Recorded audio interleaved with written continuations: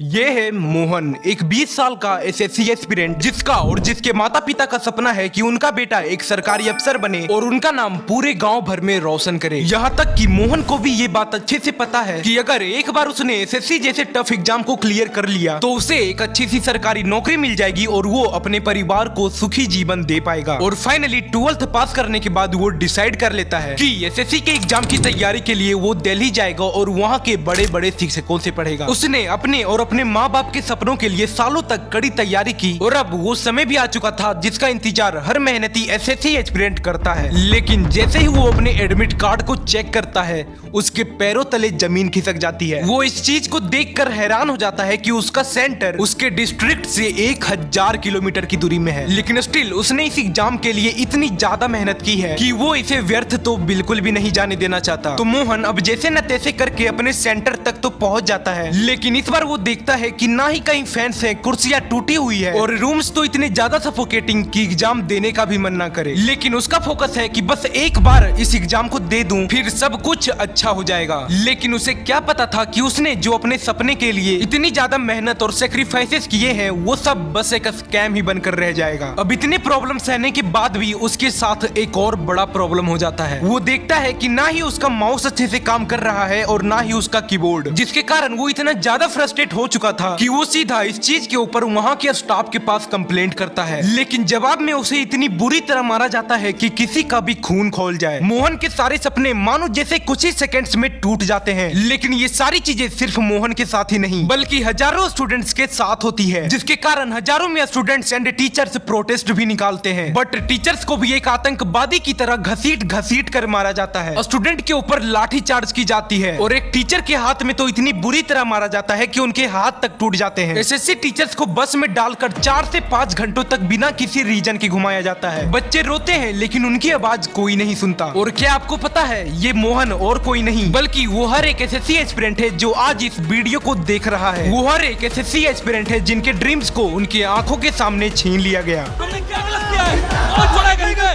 बच्चों की लड़ाई के लिए जान दे देंगे हम रेस के घोड़े नहीं, इंसान है हम।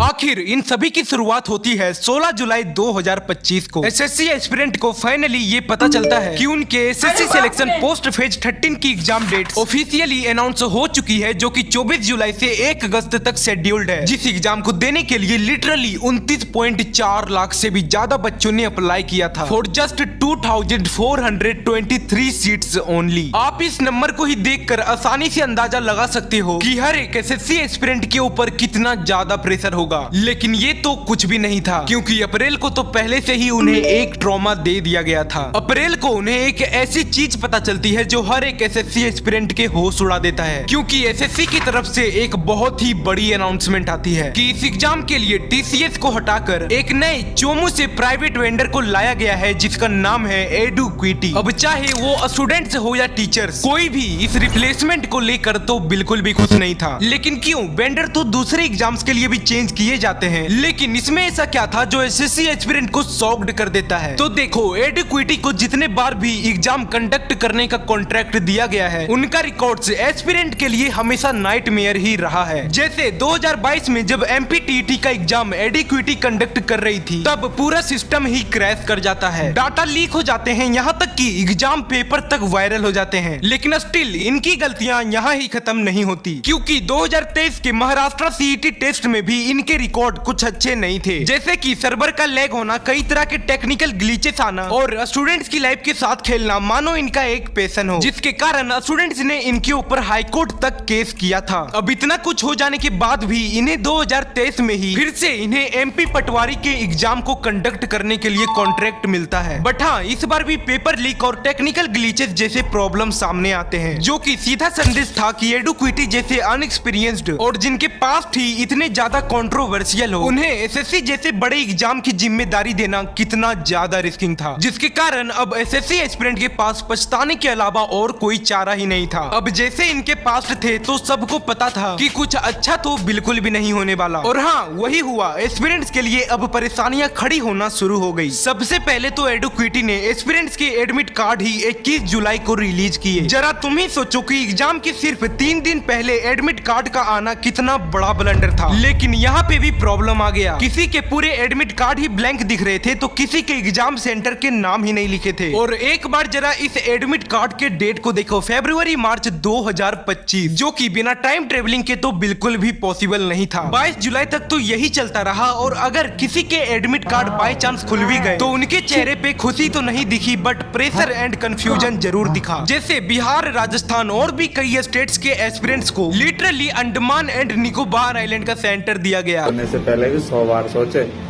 ये देखो मेरा स्टेटस आया है कि जो मेरे एग्जाम का सेंटर है वो अंडमान निकोबार द्वीप है। अब मैं राजस्थान से हूँ, अंडमान निकोबार द्वीप कहाँ जाऊंगा भाई। और किसी को कर्नाटक तक, मतलब तुम ही सोचो कि 2 दिन पहले तो तुमने सही से एडमिट कार्ड भी नहीं निकाला और निकाला भी तो अब हम 1000 से 2000 किलोमीटर दूर जाएं एग्जाम देने के लिए, मतलब कुछ भी। आप ही जरा इमेजिन करो कि जिनके साथ ये हुआ उनके ऊपर उस समय क्या बीत रहा होगा। सोचने वाली बात है कि आखिर बंदे ने टिकट कैसे किया होगा और इतनी जल्दी अपने एग्जाम सेंटर तक कैसे पहुंचा होगा। बट स्टिल एसएससी एस्पिरेंट्स के पास और कोई चारा भी तो नहीं था। लेकिन हाँ, अगर एडुक्विटी चाहता तो आसानी से एस्पिरेंट्स को लगभग 100 किलोमीटर के रेंज में सेंटर दे सकता था। लेकिन एडुक्विटी ने अपने प्रॉफिट के लिए एकदम cheap and limited local third party centre से टाई अप किए और ना ही कोई बेटर प्लानिंग की जिसका भुगतान एस्पिरेंट्स को भुगतना पड़ा। लेकिन दिक्कतें यहाँ भी खत्म नहीं हुई। अब जैसे न तैसे करके एस्पिरेंट्स अपने सेंटर तक तो पहुँच गए, लेकिन जैसे ही उन्होंने अपने एग्जाम सेंटर की लोकेशन देखी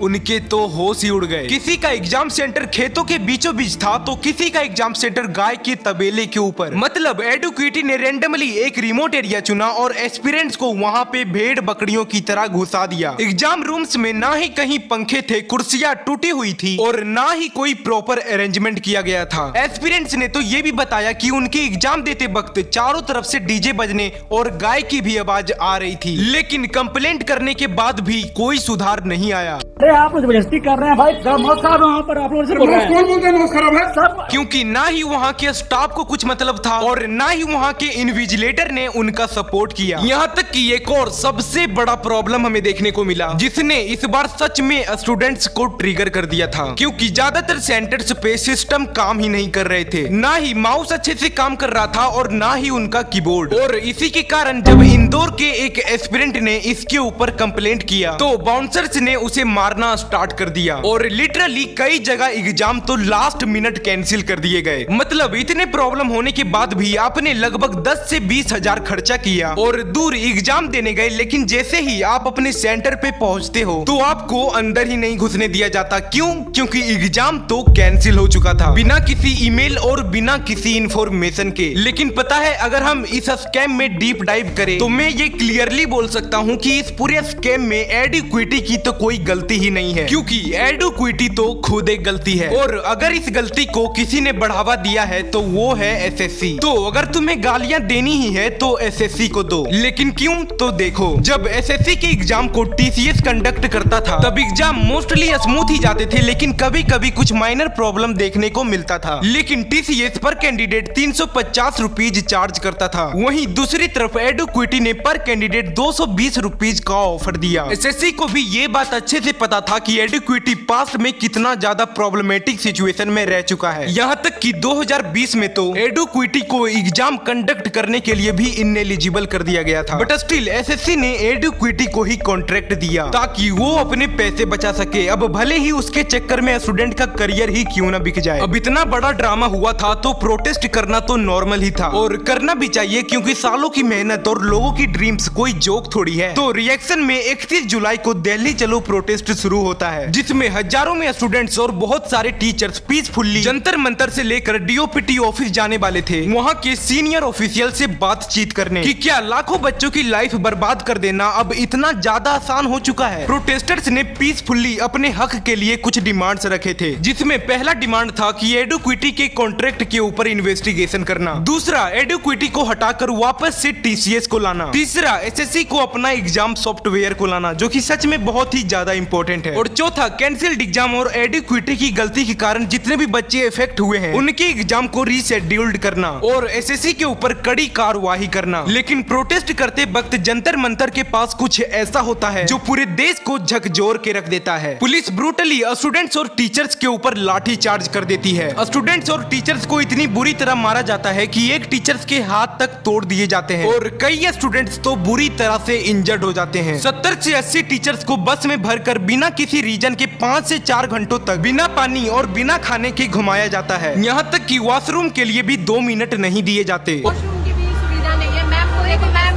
ना पानी है ना खाना है और सभी टीचर्स के ऊपर तो एफआईआर तक कर दी जाती है। टीचर्स के साथ इतना गंदा बिहेवियर किया जाता है जैसे कि वो एक आतंकवादी हो। लेकिन स्टूडेंट्स हो या टीचर्स, कोई हार नहीं मानता। आज भी वो रात भर अपनी जस्टिस के लिए अपनी आवाज उठा रहे हैं, इस होप में कि उन्हें जस्टिस जरूर मिलेगी। क्योंकि यूपीएससी के बाद अगर पूरे इंडिया में किसी एग्जाम को लेकर सबसे ज्यादा क्रेज है तो वो है एसएससी, जिसमें 30 लाख बच्चे फॉर्म भरते हैं इस होप में कि उन्हें कभी ना कभी एक सरकारी नौकरी जरूर मिलेगी। लेकिन ऐसे स्कीम ना ही सिर्फ उन बच्चों को इफेक्ट करता है जिनके साथ ये हुआ, बल्कि उन्हें भी जिनका सपना है फ्यूचर में एसएससी के एग्जाम में अपीयर करना। आप लिटरली शॉक्ड हो जाओगे कि इस एग्जाम में 60,000 से भी ज्यादा बच्चे इफेक्ट हुए हैं और लगभग 55,000 बच्चों ने तो कंप्लेंट भी कर दिया है। और हाँ, कुछ टीचर्स तो डीओपीटी ऑफिस में जाकर मिल भी चुके हैं। लेकिन अनफॉर्चुनेटली यहाँ पे भी एक बहुत ही बड़ा कंट्रोवर्सी हो चुका है, क्योंकि जैसे ही नीतू मैम, राकेश यादव सर और भी कई टीचर्स जब सक्सेसफुली इस स्कैम के ऊपर कुछ ऑफिशियल से बातचीत करके निकले थे, तब लाखों में बच्चों ने कमेंट किया कि क्या हुआ क्या नहीं हुआ। तब उन्होंने कुछ मेजर चीजें तो नहीं बताई और टीचर्स को भी ज्यादा इन्फॉर्मेशन नहीं दिया, जिसके ऊपर आदित्य रंजन सर ने आवाज भी उठाया। लेकिन ये अभी एक बहुत ही बड़ा कंट्रोवर्सी बन चुका है और इनके बीच में कौन पिस रहा है तो वो है बच्चे। लिटरली टीचर्स को जहाँ पर एसएससी के साथ लड़ना था, उल्टा वो खुद से ही लड़ गए। तो इस चीज में आपका क्या ओपिनियन है, कमेंट में जरूर से बताना। और प्लीज यार, वीडियो को भी एक लाइक करके चैनल को भी याद से सब्सक्राइब कर देना, क्योंकि लिटरली एक वीडियो के पीछे बहुत ही ज्यादा मेहनत होती है।